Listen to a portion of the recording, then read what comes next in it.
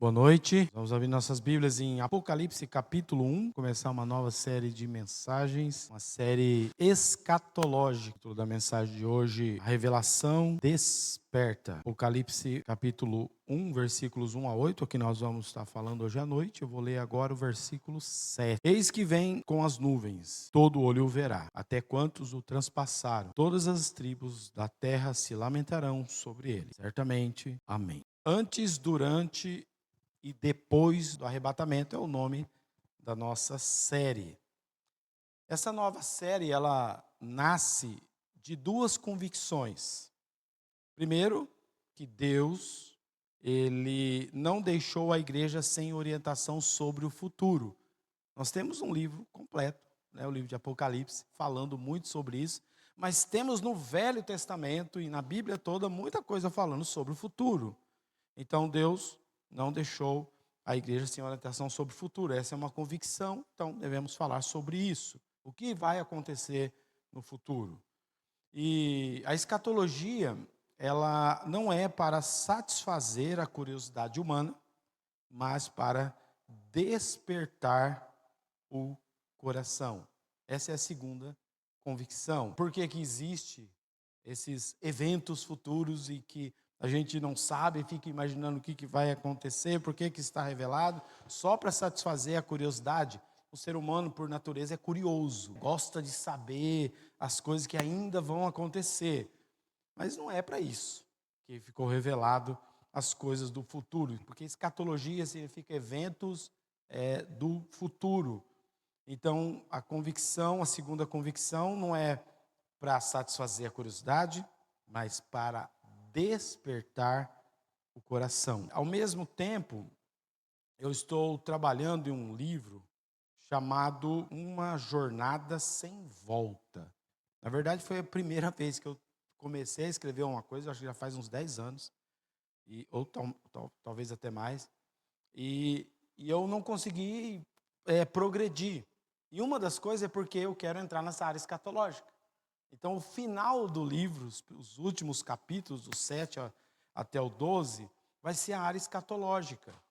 Então, o que eu pensei? Eu preciso estudar mais escatologia, e quando eu vou pregar, obviamente, eu tenho que estudar para poder pregar, e, obviamente, isso vai ser a base aí para poder terminar esse livro escatológico aí de uma viagem sem volta. A ideia do livro é que ele vai começar com elementos reais, ou seja, o meu testemunho. Eu me converti ouvindo uma mensagem sobre a volta de Cristo. Então tudo faz sentido. Mas um pouquinho antes disso, eu mostro como que Deus foi preparando para eu chegar até aquele dia e ouvir aquela mensagem. Então começa com elementos reais do meu testemunho, e depois da minha percepção de que havia algo além. De repente eu comecei a perceber que esse mundo não é só físico, e que tem outras coisas que estão aí, coisas invisíveis, e tem muito mais coisas do que a gente consegue ver com olhos humanos. Somente após a conversão conseguimos enxergar algumas coisas. E então vai caminhando para isso, e aos poucos a narrativa ela vai sair da autobiografia, obviamente, e entrará na ficção. Por que que eu vou entrar no campo da ficção? Sair e migrando, para até chegar no campo da ficção. A primeira coisa não é para substituir a Bíblia, porque dá margem para a imaginação, essa não é a ideia, tanto é por isso que eu quero fazer essa série de mensagens aí com a base doutrinária, mas o intuito é usar a ficção para ilustrar, por meio de cenas e personagens, verdades que a Escritura já revelou. Ou seja, eu não teria tempo suficiente para falar para vocês muitas coisas, muitos debates. Tem um texto aqui, por exemplo, que tem um debate teológico. Então, o que eu faço na ficção? Eu, numa reunião, várias pessoas com vários autores e vários livros, e discutem sobre aquele ponto teológico dentro daquela situação que eles estão vivendo. Então eu uso a narrativa, e lá dentro do livro, quem quiser ler, vai poder entender mais detalhes sobre a escatologia que não daria para eu fazer aqui. E usando a ficção, eu posso usar a imaginação para ilustrar melhor alguns pontos que talvez não fiquem tão claros para a gente. Então, a série de mensagens que estou começando hoje, ela vai dar a base doutrinária.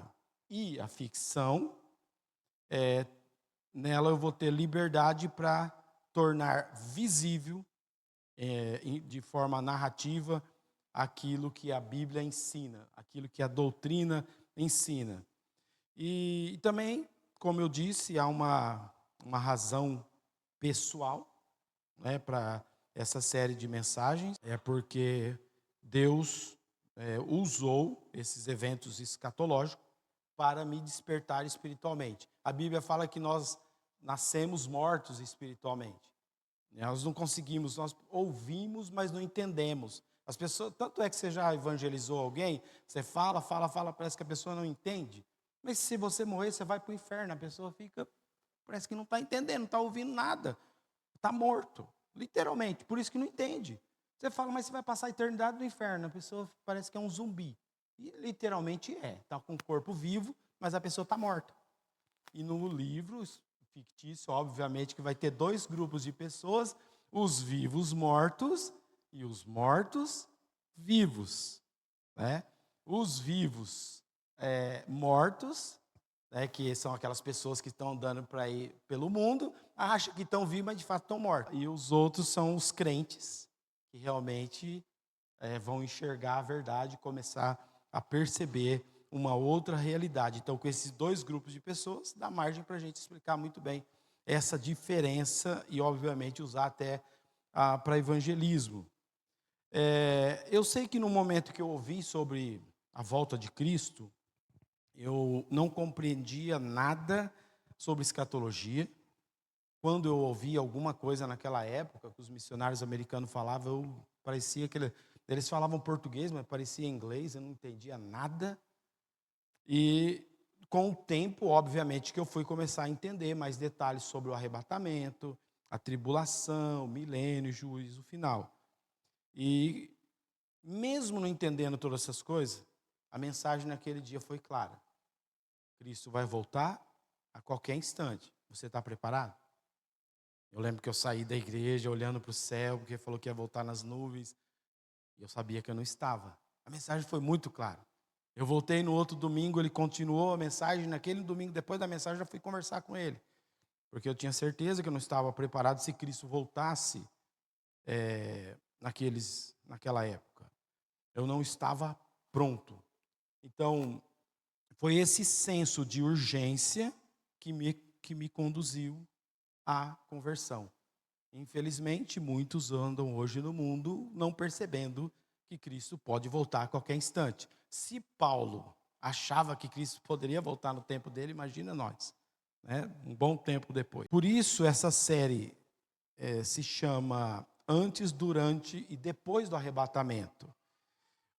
Antes de falarmos sobre a tribulação, coisas que vão acontecer no futuro, falar do anticristo, ou os juízos, todas aquelas coisas que estão em Apocalipse, nós precisamos focar no chamado de Deus hoje. Então a ideia do antes é o agora, é o hoje, é o que está acontecendo. Esse é o antes. Não está falando do passado, não. O antes aqui é o nosso presente, é antes das coisas acontecerem. Então, a urgência da conversão e a necessidade de estarmos prontos é algo que tem que ser pregado agora, é hoje. Apocalipse também não começa falando do anticristo, da marca da besta, falando dos juízos. O livro começa com uma revelação. O primeiro versículo diz: revelação de Jesus Cristo, que Deus lhe deu para mostrar aos seus servos as coisas que em breve devem acontecer.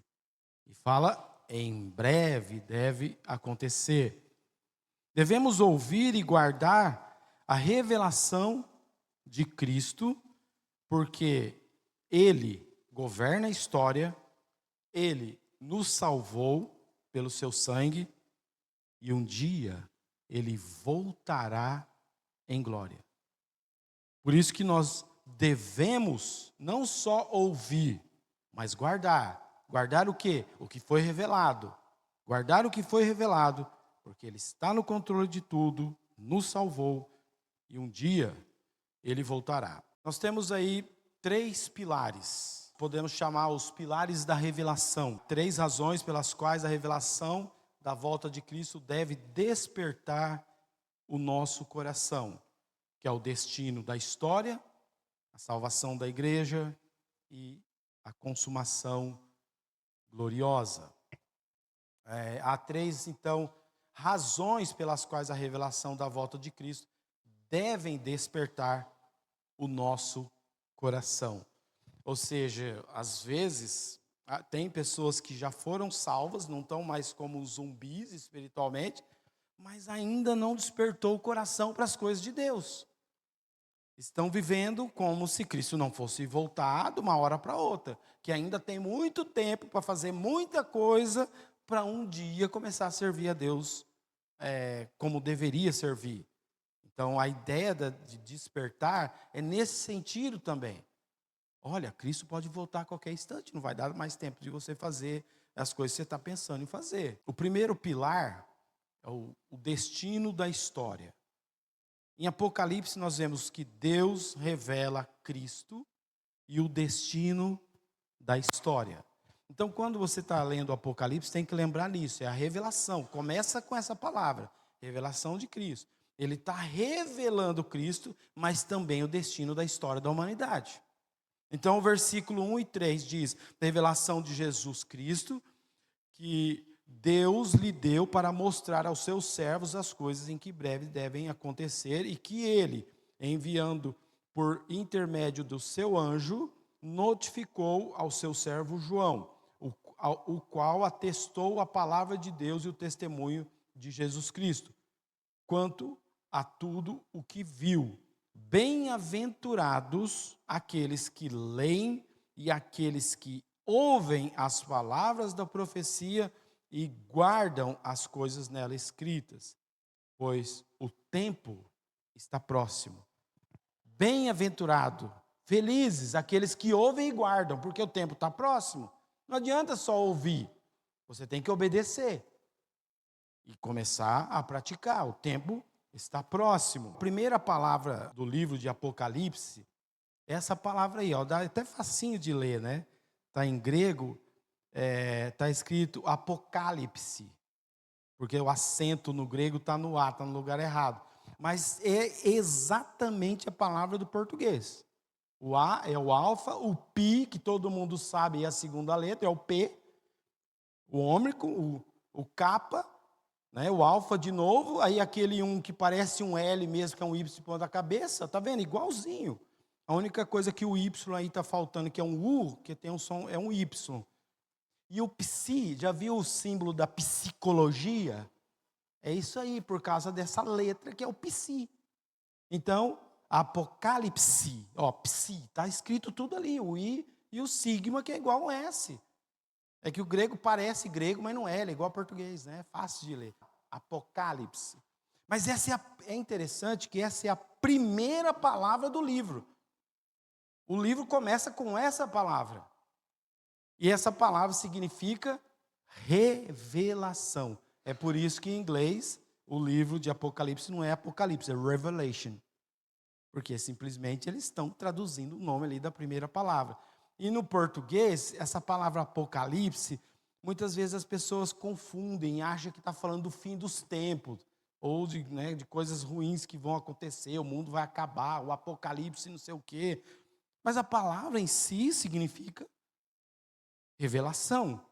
Então, antes de ser um livro de juízos, símbolos e acontecimentos futuros, Apocalipse é desvendar, que poderia ser também um significado, o desvendar de Jesus Cristo. Apocalipse não é um livro para assustar as pessoas. Alguns não gostam, né? Vai pregar a série de Apocalipse, não gosto daquele livro. Mas Apocalipse não é um livro para assustar as pessoas. Na verdade, é uma revelação dada por Deus. O livro não é um mistério impossível de entender. Porque alguns falam, mas eu não gosto de Apocalipse, que é uma coisa que não dá para entender. Não é essa a ideia. Mas a revelação, o desvendamento, é a abertura da cortina. É um livro que vai ajudar a gente a entender por que nós estamos aqui, por que Cristo fez o que fez, como que Deus está desenvolvendo o seu plano e o que vai acontecer no futuro. Em Apocalipse, Deus nos dá o que nós podemos chamar de o maior spoiler da história da humanidade. Cristo vencerá, reinará e voltará. Ou Cristo vencerá, voltará e reinará. Se a ordem é melhor. Então, é um grande spoiler, né? Porque às vezes as pessoas não sabem o final da história e não gostam de saber o final do filme. Mas a história da humanidade está revelada claramente aqui. Todo mundo já sabe o que vai acontecer. E o grande herói que é Jesus Cristo, está revelado o que ele vai fazer. Ele vai vencer, ele vai voltar e ele vai reinar nesse mundo. O texto mostra também uma cadeia de revelação. Deus dá a revelação a Cristo, Cristo comunica por meio do anjo, o anjo entrega a João, João testifica às igrejas e as igrejas devem fazer o quê? Ler, ouvir e guardar. Chegou em nós. O livro está aí para isso, para a gente ler, ouvir e guardar. O mesmo propósito que foi naquela época é para hoje. Então isso é importante. Deus não revelou o futuro para alimentar a imaginação dos curiosos. Como que vai ser o futuro? Espera aí, vou escrever um livro, que aí aqueles curiosos não vão ficar ansiosos, porque vai chegar uma época que a ansiedade das pessoas vai ser muito grande, então eu já vou escrever um livro falando como que vai ser o final da história. Aí eles vão ficar mais tranquilos, sabendo que as coisas vão se acabar bem, né? Vai terminar tudo bem. Mas não foi essa a ideia, alimentar a imaginação dos curiosos. Ele revelou para formar servos obedientes. Essa é a ideia. É para a gente entender, para ler, para ouvir, para guardar e obedecer. Vivemos como se fosse uma coisa que está para acontecer a qualquer instante. Aí na sequência nós temos a anatomia da bênção. O que é o ler, ouvir e guardar. O versículo 3, bem-aventurado aquele que lê e que ouve as palavras da profecia e guardam. Há 3 ações, e essas 3 ações têm que ficar marteladas na cabeça da gente. Porque a gente tem uma tendência de esquecer, e a ideia é que vocês não esqueçam isso. O propósito do livro é para isso, ler, ouvir e guardar. E muita gente quer estudar as profecias, estudar a escatologia, ou estudar teologia, para saber mais, ou simplesmente para saber o que vai acontecer. A pessoa quer saber por curiosidade, quero saber o que vai acontecer. Mas Apocalipse começa dizendo que a bênção não está em apenas saber, a bênção está em guardar. E isso que é mais importante. Não é o fato da gente saber, temos o spoiler da história da humanidade. Eu já sei como vai acabar. Isso não é a coisa mais importante. O mais importante é que a gente tem que guardar as verdades que a gente aprende. E colocar em prática. E obedecer. Então isso nos leva às 2 lentes aí da escatologia. Guardar significa levar a sério. Obedecer, viver à luz da verdade revelada. Então, a primeira grande aplicação é esta. A escatologia não é para produzir uma curiosidade vazia, só para saber. Ela é para produzir obediência. E há pessoas que conseguem, através de tempos de estudo e conhecimento, leitura, até a conhecer gráficos proféticos, aqueles mapas, sabe, aqueles desenhos que colocam. A pessoa sabe até desenhar aquilo e explicar. Conhece teorias e sequências de eventos. Não, essa é a sequência certa, que Cristo vem aqui, depois é isso, depois é a ressurreição. A pessoa sabe todas essas sequências de eventos, mas vivem como se Cristo nunca fosse voltar. Sabe muito bem a sequência dos eventos escatológicos, mas a vida não mostra que acredita naquilo que sabe. A profecia, ela não foi dada para formar especialistas frios. Só para alguém estudar, pegar um livro complicado como esse, eu vou virar agora um estudioso, né, de escatologia e eu vou saber explicar todos os detalhes nessa área. Não é para isso que ela foi dada. Ela foi dada para formar servos vigilantes. Servos que realmente estão dispostos a ouvir, a ler, ouvir e guardar. Então, quando Deus revelou o futuro, Ele não estava, de fato, querendo satisfazer a curiosidade de ninguém, mas querendo despertar uma vida de prontidão. A qualquer momento Cristo pode voltar, então eu tenho que estar pronto agora. Uma vida de prontidão. Assim, antes de mostrar o que virá, o texto revela quem Jesus é. Deus revelou que Cristo é o destino da história, né? E Ele revelou também o destino da história para nós. Agora, o segundo pilar, Deus revela Cristo e a salvação da igreja. Nos versículos 4 a 6, João, as 7 igrejas que se encontram na Ásia, graça e paz a vós outros, da parte daquele que é, que era e que há de vir, da parte dos 7 espíritos que se acham diante do seu trono e da parte de Jesus Cristo, a fiel testemunha, o primogênito dos mortos e o soberano dos reis da terra, aquele que nos ama e pelo seu sangue nos libertou dos nossos pecados e nos constituiu reino, sacerdotes para o seu Deus e Pai. A Ele a glória e o domínio pelos séculos dos séculos. Amém. João escreveu as 7 igrejas da Ásia. Isso mostra que Apocalipse não foi dado justamente para satisfazer os curiosos, mas a igrejas reais. Ele foi escrito para aquelas igrejas que estavam ali vivendo necessidades, pressões, perseguições e necessidades que eram reais de uma igreja e de pessoas. Foi escrito para essas igrejas.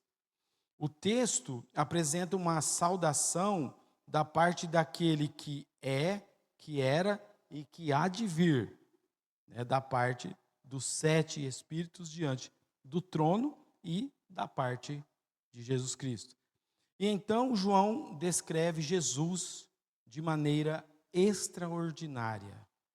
Ele fala, ele é a fiel testemunha. Ele é o primogênito dos mortos. Ele é o soberano dos reis da terra. Podemos dizer então que Jesus Cristo é aquele que nos ama, aquele que nos liberta do pecado pelo seu sangue. Ele é aquele que nos fez reino e sacerdotes para Deus. E observe como o texto faz isso. Antes de falar da besta, que a gente sabe que tem Apocalipse, antes de falar da besta ele fala de Cristo, antes de falar do juízo ele fala do sangue, antes de falar do fim do mundo, fala da salvação da igreja. A escatologia não começa com medo do futuro, porque aqueles que têm medo de ler Apocalipse ou não gostam e acham que é um livro que dá medo, é porque não entende o que é escatologia. A escatologia, e principalmente o livro de Apocalipse, ele não começa falando do medo, para se ter medo do futuro. Começa com adoração ao Cristo que governa o futuro. Então começa com medo do futuro, mas com adoração ao governador do futuro. Jesus é chamado de fiel testemunha. Ele revelou perfeitamente o Pai. Ele falou a verdade em um mundo de mentira. Ele permaneceu fiel até a morte. Jesus é chamado de primogênito dos mortos. Isso significa que a morte não teve a palavra final sobre ele. Nós sabemos que ele ressuscitou. E porque ele vive, porque ele ressuscitou, os que pertencem a ele um dia também viverão. Também ressuscitarão. Hoje, se tem uma coisa que assusta as pessoas, é a morte. As pessoas não querem morrer, as pessoas querem continuar vivas. Mas sabemos que por causa do pecado, isso vai acontecer se Cristo não voltar logo e os crentes forem arrebatados. Mas muitos morrerão. Mas mesmo que esses que estão em Cristo morram, um dia ressuscitarão e terão seus corpos restaurados. O próximo passo, o evangelho dentro da profecia. Jesus é chamado de soberano dos reis da terra. No tempo de João, era o tempo do Império Romano. Roma parecia governar tudo, parecia aquele império que não tinha como deixar de ser o império que era. Imperadores pareciam ser invencíveis, os poderosos do mundo. Mas o texto diz que acima de todos os tronos humanos está Cristo. Naquela época e hoje também. Essa verdade é essencial para a série de mensagens que eu estou começando hoje. Quando nós chegarmos no período da tribulação, inclusive o período da tribulação é o durante, né? Porque o antes, se o durante é agora, então o durante vai ser o futuro, vai ser depois do pacto do anticristo, a tribulação. Então quando chegarmos no durante, falar do anticristo, falso profeta, dos sistemas econômicos, das perseguições e falando desses juízos todos que tem ali, nós precisamos lembrar, Cristo nunca perderá o controle da história. Ele sempre esteve, sempre estará no controle da história. Mas João não apresenta apenas um Cristo poderoso. Ele apresenta um Cristo salvador. Aquele que nos ama e pelo seu sangue nos libertou dos nossos pecados. Aqui está o evangelho dentro da profecia. Está o evangelho dentro da escatologia. A volta de Cristo só é esperança para quem foi liberto pelo sangue de Cristo. Certo? Imagina, Cristo pode voltar a qualquer instante. Para algumas pessoas isso pode ser desesperador. Mas para o cristão não, é a bendita esperança. Ele não vê a hora de ir para o céu e ainda ter o privilégio de não passar pela morte. Então é algo fantástico. Muitas pessoas, a maioria das pessoas do mundo morrerão, mas terá um grupo seleto que terá a experiência de Elias e Enoque, de ir para o céu e ter seus corpos glorificados sem passar pela morte. Então, é uma esperança, claro, para aqueles que creem em Cristo. Para quem não pertence a Cristo, sua vinda será juízo. essas pessoas certamente não, né, não é algo tão legal para elas. Para quem pertence a Cristo, sua vinda será consumação da esperança. Nós sabemos de tudo isso, sabemos o final da história, e quando ele volta, tudo vai se consumar. Por isso, a pergunta não é apenas: você acredita que Jesus vai voltar? Porque poderíamos só, né, fazer essa pergunta. Mas a pergunta é: você foi liberto dos seus pecados pelo sangue de Jesus? A escatologia sem evangelho vira medo. Porque se não, a pessoa não tem certeza da salvação dela, o evangelho não é apresentado com clareza, vira medo. A escatologia com o evangelho vira esperança. Esperança bendita. A palavra esperança nos termos bíblicos é certeza. Foi isso que começou a me despertar quando eu ouvi a mensagem em Apocalipse. Naquele momento, né, com relação à volta de Cristo, que me despertou, que eu não estava preparado. Eu não entendia muita coisa do que foi falado, mas entendia que a volta de Cristo não era um assunto distante. Ela me colocava diante de uma pergunta urgente: se Cristo voltar hoje, você está pronto? Você está preparado? Essa pergunta ainda precisa ser feita.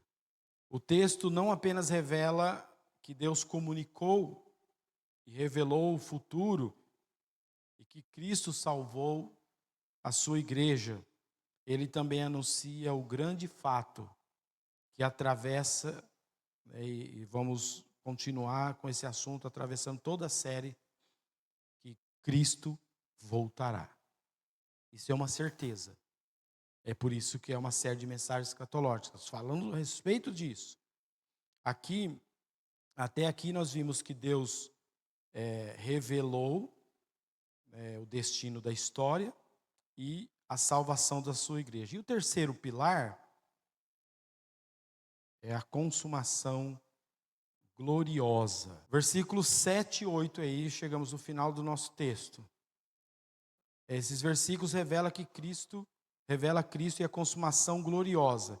Eis que vem com as nuvens, e todo olho o verá, até quantos o transpassaram, e todas as tribos da terra se lamentarão sobre ele. Certamente, amém, eu sou o alfa e o ômega, diz o Senhor Deus, aquele que é, e que era, e que há de vir, o Todo-Poderoso. O versículo 7, que eu comecei lendo, diz: eis que vem com as nuvens e todo olho o verá. Essa é uma das grandes declarações da abertura de Apocalipse e uma das grandes declarações desses eventos escatológicos. Cristo voltará. Aqui nós precisamos ter cuidado doutrinário, é aí que entra a base doutrinária, porque há algumas divergências, temos que ter cuidado doutrinário. Esse versículo aponta para a vinda visível e gloriosa de Cristo, quando todo o olho o verá. Por isso é chamado de consumação gloriosa. Alguns falam de revelação, período da revelação gloriosa, porque Cristo será revelado visivelmente, né? Todos verão. E alguns falam consumação gloriosa, revelação, esse é o termo. Então, aqui nós precisamos distinguir os textos com relação ao arrebatamento e essa manifestação gloriosa, que é o que Apocalipse está falando. Mateus 24, que é um texto bem conhecido, versículo 30, se aproxima muito de Apocalipse 1:7. Mateus 24 está relacionado a isso aqui, porque fala da vinda visível do Filho do Homem sobre as nuvens, com poder e grande glória. É o corinho que costumamos cantar, que então se virá o Filho de Homem, né? Com poder e glória, esse versículo aqui.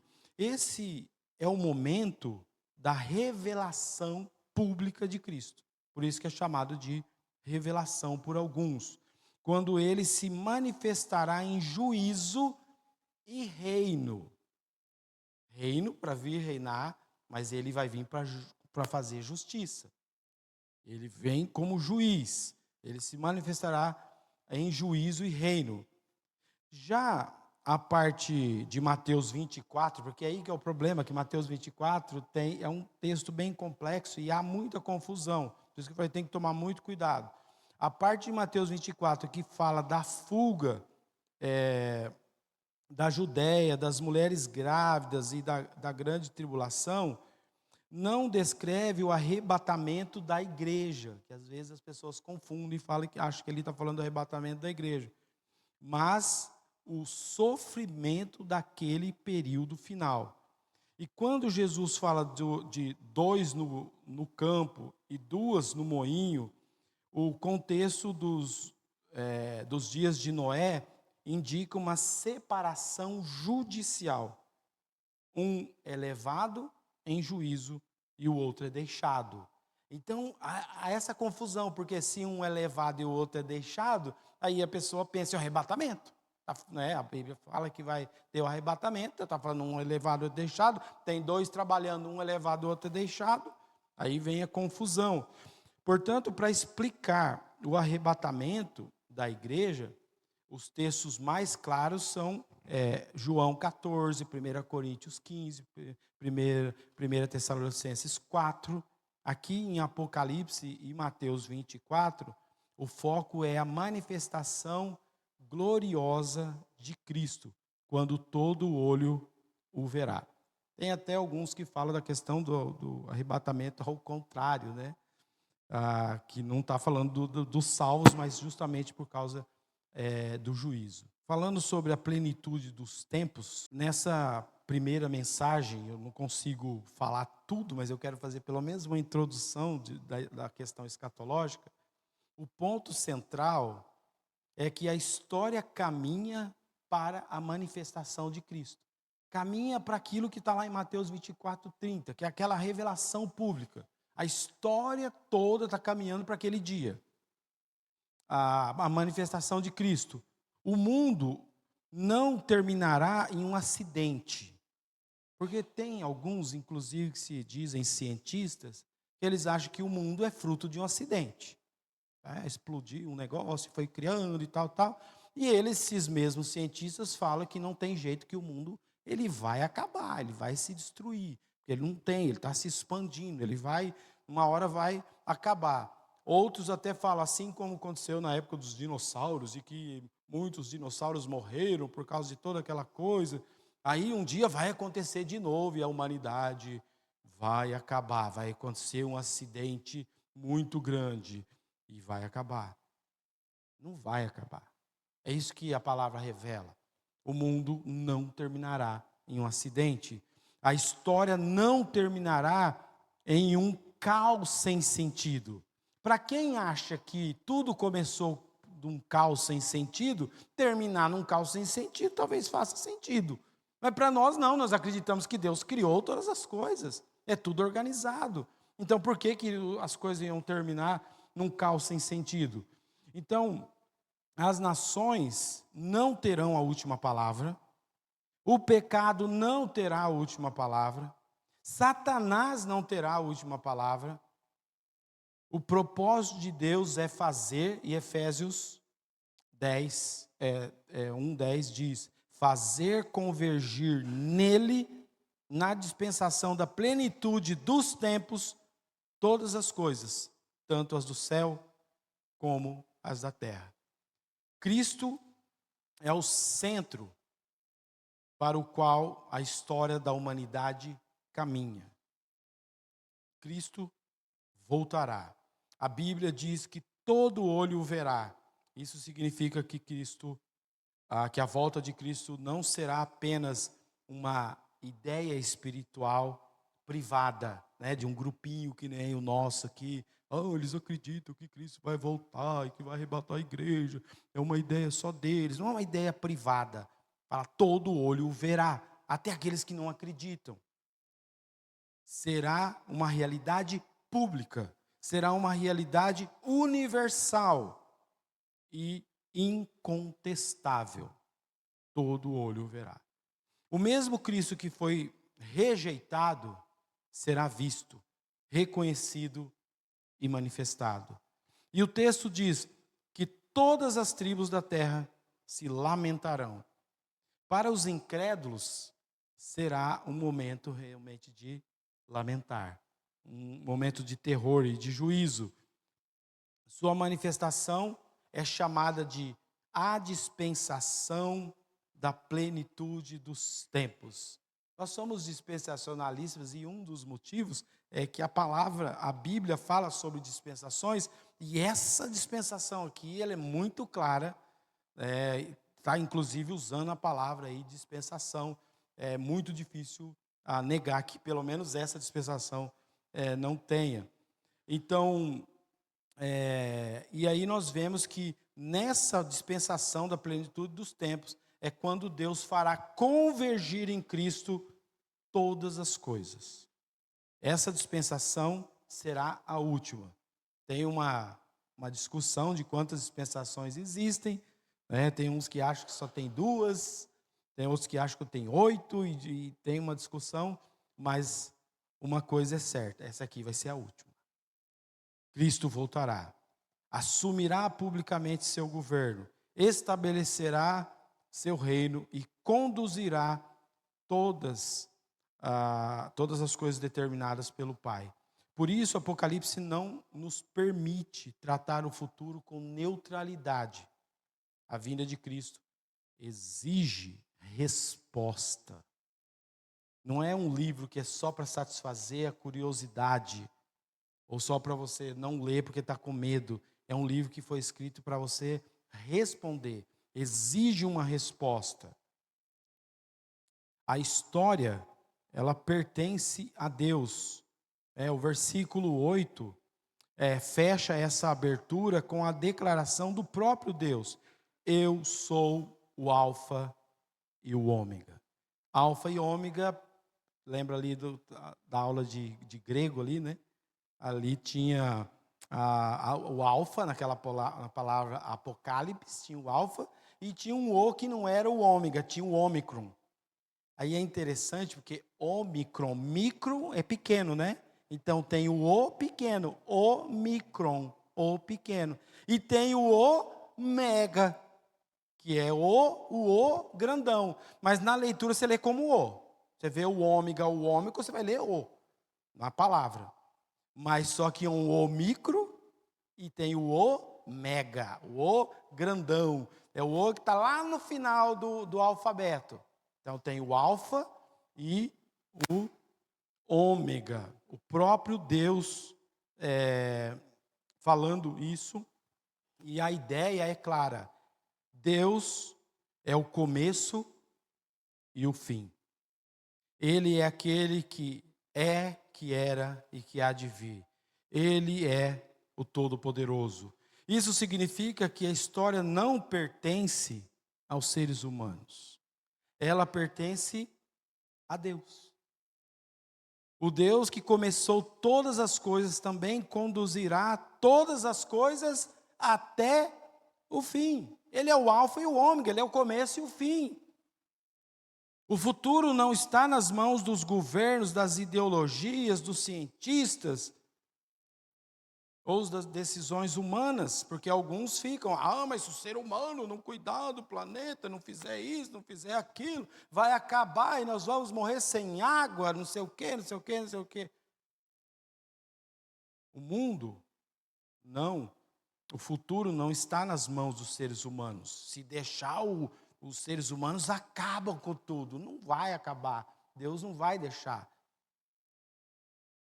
O futuro está nas mãos do Deus Todo-Poderoso. Aqui está o despertamento. Se Deus revelou que Cristo virá, viver despreparado é uma forma de cegueira espiritual. Se está claro, está revelado, ele virá.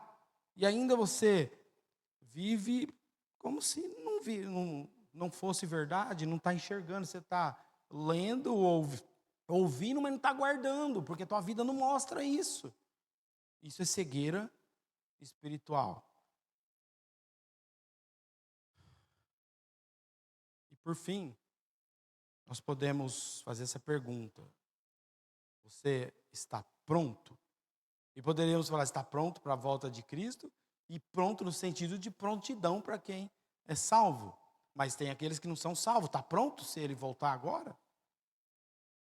O problema de muitas pessoas não é falta de informação. É falta de prontidão.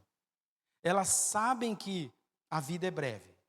Ou tem alguém aqui que não sabe, que acha que a vida dura 200, 500, 1000 anos.